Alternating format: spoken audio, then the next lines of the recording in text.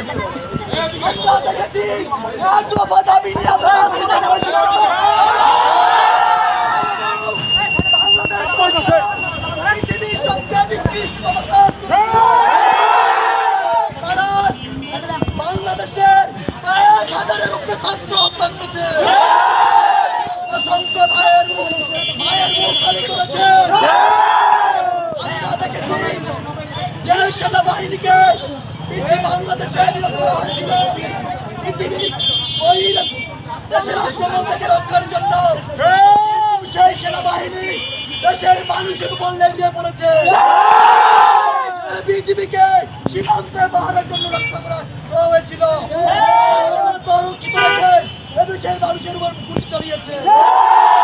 যে পুলিশ ভাইয়েরা আপনার দেশের শান্তি শৃঙ্খলা বজায় রাখার জন্য আপনাদেরকে নিয়োগ করা হয়েছিল, জনগণের টাকা দিয়ে আপনাদেরকে বেতন দেওয়া হয়, আপনার নির্বিচারে আমাদের অসহায় শিশুদের উপর গুলি চালিয়েছে।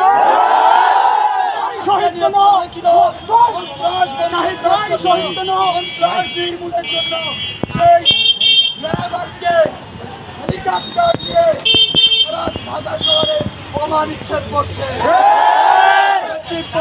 শিক্ষার অনিন্দাস নাই। আমরা 9 দফা দাবি পেশ করেছি। ছাত্র জনতা সেই 9 দফা দাবি আদায় না হওয়া পর্যন্ত যত বাধায় আসুক, যত জুলুম আসুক, যত নির্যাতনে আসুক, সব কিছু থেকে আমরা সে আন্দোলন অব্যাহত রাখবো। পঞ্চগড়ের মাটিতে আমরা কেউ রক্তাক্ত চাই না। পুলিশ ভাইরা আমাদের ভাই, যারা ছাত্র তাও আমাদের ভাই, যারা পিএইচডি করে, যারা চাপাস করে, যারা শিবির করে, সবাই আমাদের ভাই। কেউ প্রতিপক্ষ নয়। গতকাল হুমকি ধমকি দিয়েছেন, আমরা বলে দিতে চাই দেশের জন্য, জাতির জন্য ছাত্ররা বহুবার রক্ত দিয়েছে।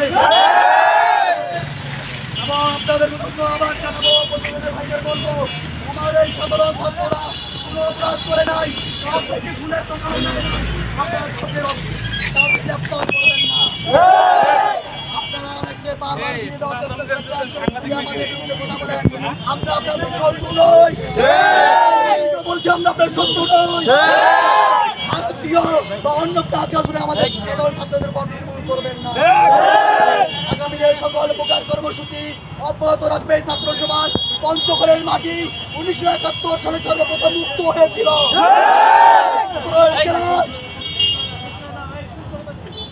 হিমালয়ের প্রদেশের এই জেলায় সবার প্রথম স্বাধীনতার ঘোষণা দিতে চাই। আজকে থেকে পঞ্চগড় জেলা মুক্ত জেলা। সাংবাদিক ভাইদের বলে দিতে চাই, আজকে থেকে পঞ্চগড় জেলা মুক্ত জেলা। কোন অন্যায় জুলুম ছাত্র সমাজ আর মেনে নেবে না। ধন্যবাদ।